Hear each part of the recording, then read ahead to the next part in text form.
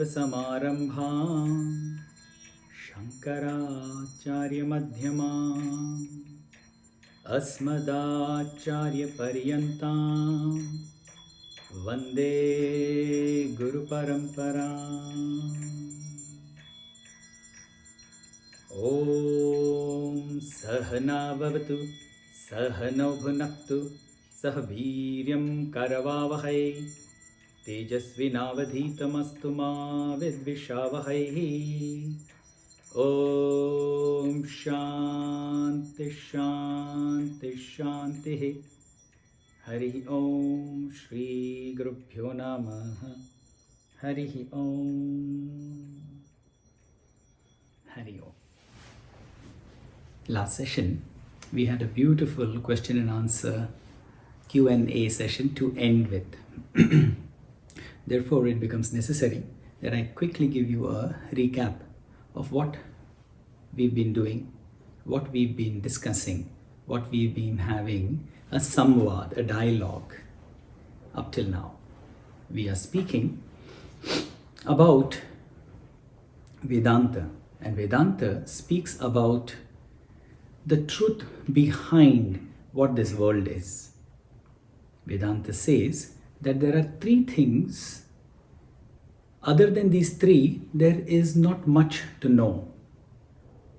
The first thing is who we are. The second, what is this world? And the third, what is the relationship between us, the world, and that Ishvara or that Lord? If we know these three, I think we know the whole gamut of knowledge that we are supposed to know. So that we know the other two, the world, as well as the Ishwar, the God, it becomes necessary to know us. But as human beings, we are very observant. Therefore, the rishis, the seer scientists, they observed the world. And they found that the world is impermanent. But they also know this, that anything which is there, it will always be there because of some deeper reason. That reason is called the cause. If cause is there, therefore the result is. And if result is there, we must know what the cause is. And this is where Vedanta comes into place. That before we know or inquire into what the cause is, let us find out about the result a little more. So what is the world? World is a result. And what kind of a result this is? A temporary, impermanent. Everything in this world is impermanent. This understanding that this world is impermanent is coming from our own discrimination. Discrimination meaning the distinguishing between what is permanent and what is impermanent. This is called Viveka. When Viveka comes to its complete expression, then what happens? Something else emerges. And that something else is called Vairagya. We are on the topic of Vairagya. And the Shastra has made a statement. It says, Iha swarga bhogeshu ekcha rahittayam is Vairagya. Meaning, dispassion towards enjoyments of the fruits of our actions, our own actions. To enjoy the fruits of our own actions, which we are going to get it here, or we are going to get it here or hereafter. we should have dispassion towards it. Why should we have dispassion towards something that we have earned about? Why should I have dispassion? Because all joys in the permanent world are riddled with sorrow. Therefore, the joys of this impermanent world are also temporary. There is a word for it called, I will explain to you all in detail, of course. It's called shanikam. Shanikam means momentary. Think about it. When this momentary joy comes to us, how are we left after the joy goes away? Because it's momentary, it's going to come and go, leaving us in pain and despair and with a feeling of incompleteness. It makes us feel low about our own self. Therefore, seeking happiness from these joys is futile. Because our goal is not to just be happy for a little moment. Remember what we had started with? We want permanent. And how the permanent has to be? Happy. We don't want a small happiness that to be. Knowing that this world is giving us. But what is the reason that our mind and our body and our senses want this again and again? These temporary joys are binding us. And they are not elevating us. We always want more of it. We can never be satisfied. Think about it. Anything that you like, you want it once and then you want it more. Does it give you a feeling of fulfillment? Never. Whatever the joys it may be. Take in your mind any example. They make us a slave out of us. Without them, we feel as though we can't survive. These desires are the main cause of our bondage.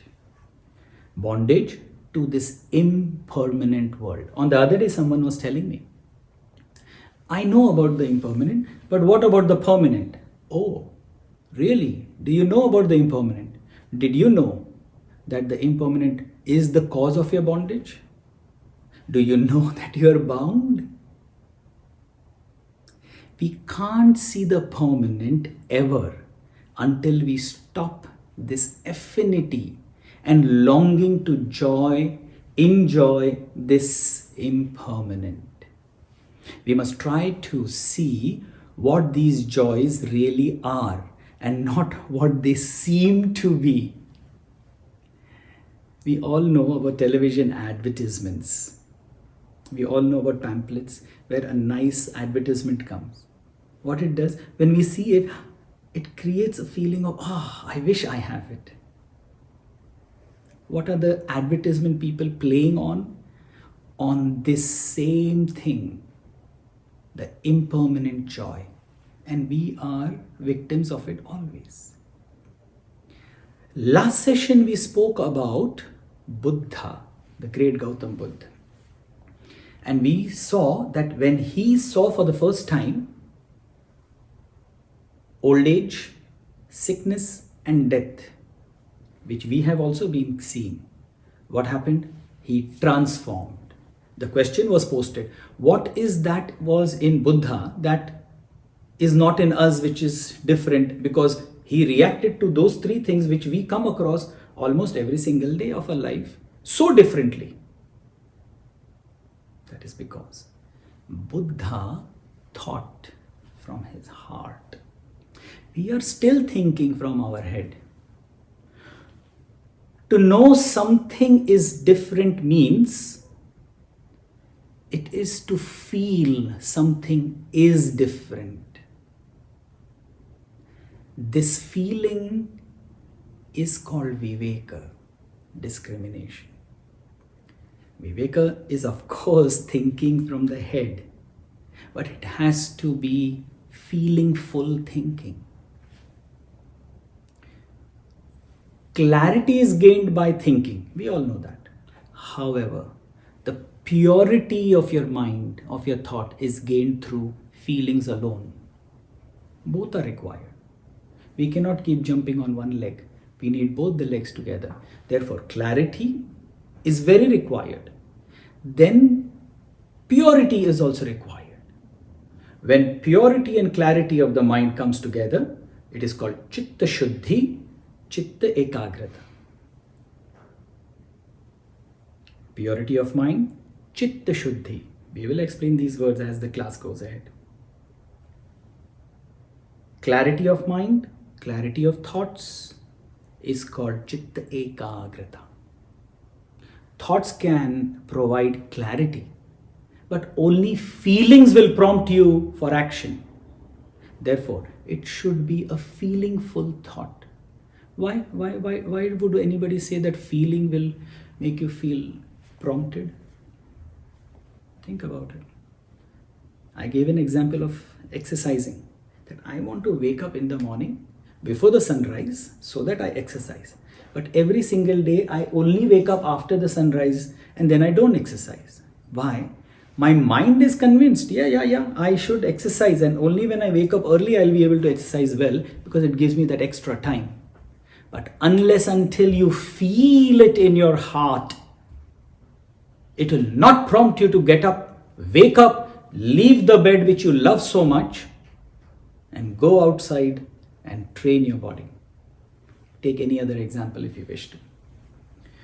You may have clarity of something in your thoughts, but until you have purity of heart, you will not execute those thoughts in your life.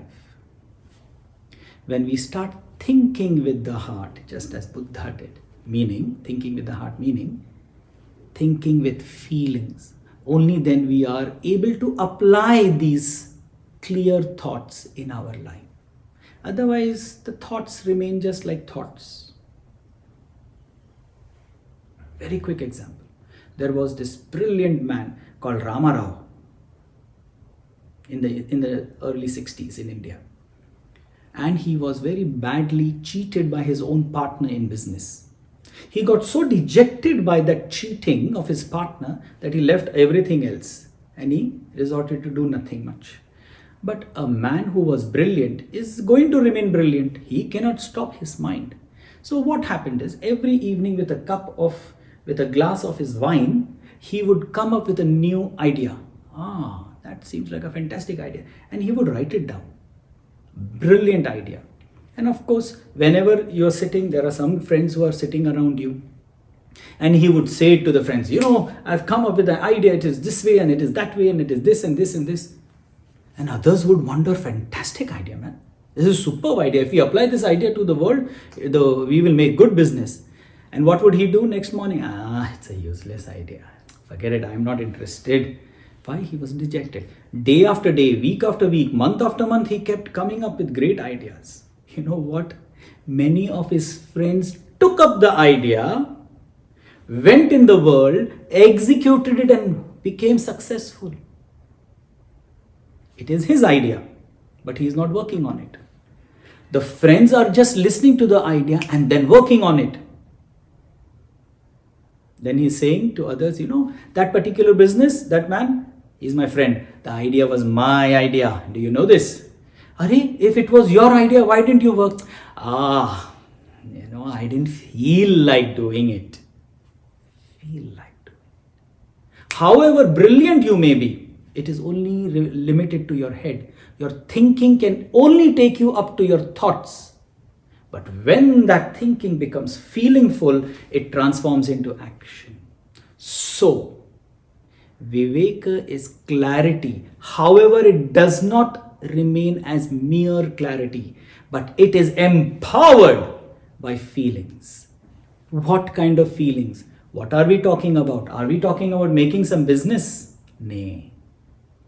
That feeling, I shall not be satisfied merely with the impermanent meaning the perishable, the ephemeral meaning lasting for a short time.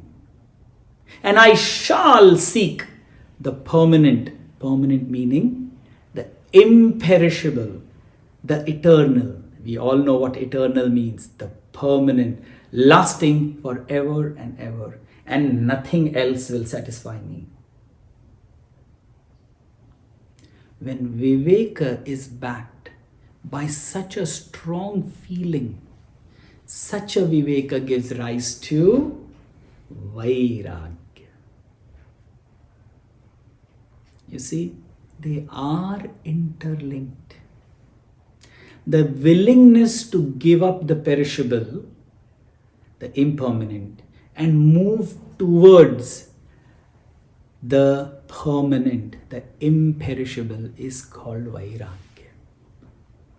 Unless the intellect comes to a complete conviction that the impermanent world has nothing in it that it can offer any true value, the mind again and again rushes out to the sense objects of the world.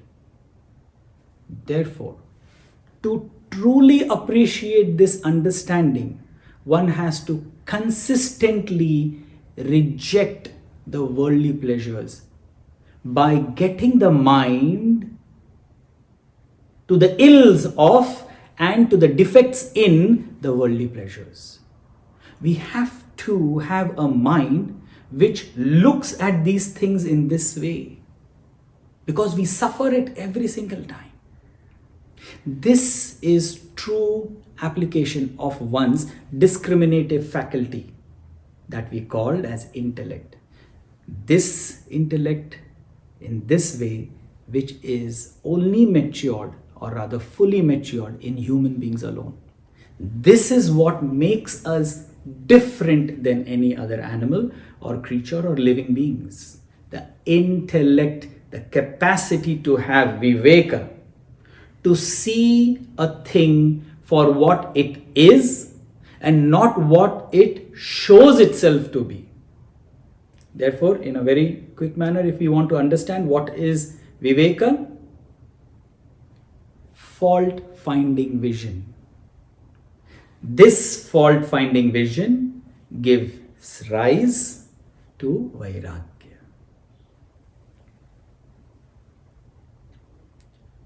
One would say, fault-finding vision, it is so negative. Why should I find faults?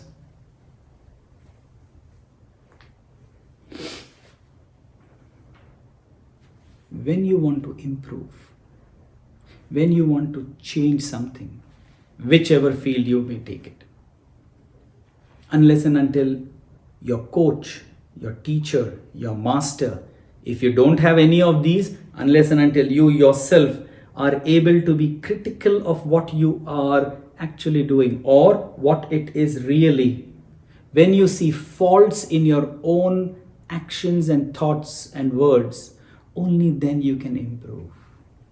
In writing, the first draft, the second draft, third draft, what do you think we keep doing in the first, second and third draft? We find out faults. It may sound negative, fault finding, but it is not. You are removing the errors, throwing them out and making the thing that you are going to produce more perfect.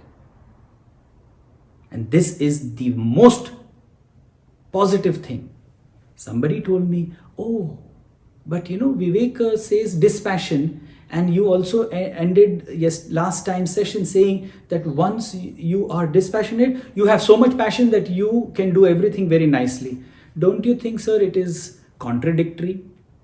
But I am sure to that person who had said that, today he will understand it is not contradictory. To find faults, to be dispassionate about the faults, throw the faults out and hold on to the right thing and move ahead, is Vairagya. Naturally, this Vairagya that I am talking about is of the highest level. The intensity is the highest. In Shastra, in Vedanta, there will always be spoken about 3 levels of intensities. This was the highest level that I was speaking to. First one, the highest, it is called Tivra. The second level, Madhyama, the in-between one. And the third one, Manda. Or you can say dispassion is there, but very of a low category in this. I'll just give you a quick example about the manda, the third level of Vairagya. You can use this example in all the fields that you want to use them in. But come back again and again to what we are looking for: permanency. It's a beautiful example. I mean, Shastra has really come up with fantastic examples about things which we can never miss. One is called as the Shamashana Vairagya. Shamashan means the burial ground kind of dispassion. Similarly, at the same point, it is also speaking about another Vairagya, which is while delivery of a child. These two Vairagyas. I'll give you the example. When a lady is about to deliver the child, the Shastra says the pain is so intensive, the trouble of the lady is so much that it is unbearable. It is almost like a rebirth to the mother itself, the lady itself. At that moment, sometimes some doctor friends have told me that the lady becomes so aggressive that they even hit the doctor. So the doctor has to tell the husband, please be present, control your wife so that we can do our work. It is not that the lady wants to hit the doctor, but the pain is so intensive. And at that moment of intense pain, a terrific Vairagya comes. And she says, no more. Never ever I am going to do this again to myself. I will never give a birth to any other child. Let this go by and I will never do it. But what happens is, we have seen this. After a few years, again she becomes a mother. Why? Because the child, my baby, oh, so lovely baby, my dooby-doo. Oh, today the baby smiled. Oh, today the baby opened the eye. Baby, baby, baby. She forgets everything about the pain. And in few years, she is ready for another child. So this dispassion had come to her. We cannot take this anymore. But it was only for a moment, momentarily. This is called manda. In the same way, when we go to somebody's funeral, we feel, oh, is this life? What a life. Sad life. No more of life. No more of life. Even small kids, when they have children, when they have their little birds as pets or little animals as pets, and suddenly if they pass away, they are so sad. They feel so bad. The whole family comes together. They put a small little, they dig a little hole and they put the body inside and they cover. And the child feels, oh, I don't want to do anything anymore with these things. It is so bad. I feel bad. But what happens? The next day, the father or mother gets another little, and suddenly the child forgets everything. This is called Vairagya, but a manda level of Vairagya, where the intensity is there. It's not that the intensity is not there, but it's only short-lived. This is called manda Vairagya. Last time when I had said that we are all in this level is because this is what happens to us. When we listen to the Vedanta lecture, that afternoon we feel so motivated. By the time the lunchtime comes, we have forgotten about it. But there is a second kind of Vairagya, which is called Madhya Vairagya. One more example, super example. My own Gurudev, when he was studying and he had been to Himalayas, he would see one Maharaj, one person with a long beard. Every morning at 6 a.m. he would come in the middle of the chowk. Chowk is crossing. And he would stand there. He had two legs, but he would stand there on one leg with the hands together. And he would close his eyes and he would just stand there from morning 6 a.m. till evening 6 p.m. Gurudev would watch him every single day, weeks, months together. At the end of about 6 months or something, Gurudev felt, my God, what a tapasvi, what a person, how much focus and intensity he has in his sadhana, in his means to achieve what he wants. So one evening after the 6 p.m., when this Maharaj came and sat and he was refreshing himself, Gurudev, when he was also a student, he went and he said, Namaskar, I have been seeing you, Maharaj. It is fantastic. would you please tell me the reason for such a hard tapasya? Why are you doing so much penance? The Maharaj said, you don't know me? Everyone knows me. He said, no, I don't know you. Please explain to me, why are you doing this? He said, because when I die, all these good things that I'm doing, they will give me a very better rebirth. And in that next rebirth, I shall be the owner of the whole of this land. Gurudev said, what? So he is not doing any sacrifice for this world, for this life, but for the life which is going to come afterwards. Meaning, on the face of it, it looked as though he is doing great tapasya to achieve something extraordinary. But ultimately comes to know that all his tapasya is only to gain a better living way. Maybe this life he was very poor or he didn't have any land. In the next life he wants to be the owner of the whole land. So they have great tapasya, means they have all the intensity. But what is the intensity used for? For another gain. That's all. And then comes the Tivra Adhikari, Tivra Mumukshu, meaning like the examples we had given of Nachiketa. Even when Lord Death was telling him, you take this, you take that, you take everything. What did Nachiketa say? No, I want nothing but the knowledge of the truth. The same way, the other example we had given, Gautam Buddha. He already had everything. He was the king. He was the prince of the king. He was going to become the king. He was all the riches in the world. He had the most beautiful lady as a wife. He had nothing that he could require from the world. He had all the pleasures. But what did he see? He saw something which was not to his understanding, and he said, I want to know the truth, only the truth and nothing but the truth. These are examples of Tivra Vairagya. The reason that I have been speaking to all of you all this week is so that Shastra is trying to show you something, the reality of the world that we live in.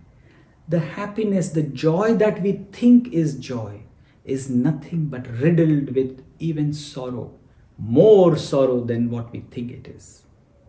Therefore, this innate feeling in us is always there. I want the permanent. I seek the permanent. Therefore, let us focus on achieving this goal. From the next session onwards, we are entering into the sixth wealth. Wealth. They are called wealth. Why they are called wealth? How it is going to be beneficial for us? We will take it further. With these few words, I take a Madhya Viram, and I'm hoping to see all of you all in the next session. It is the 13th of August, and 15th of August is the Independence Day of India. So we'll have a small celebration of that also. Kindly join me for the end prayers.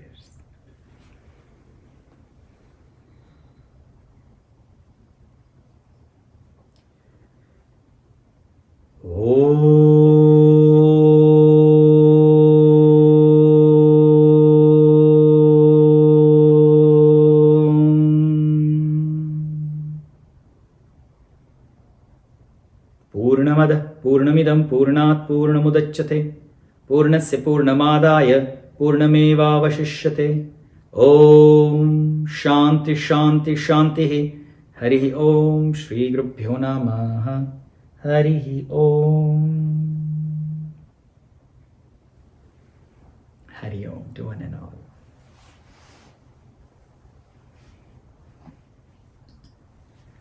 Bye bye. Namaskar. Hari Om.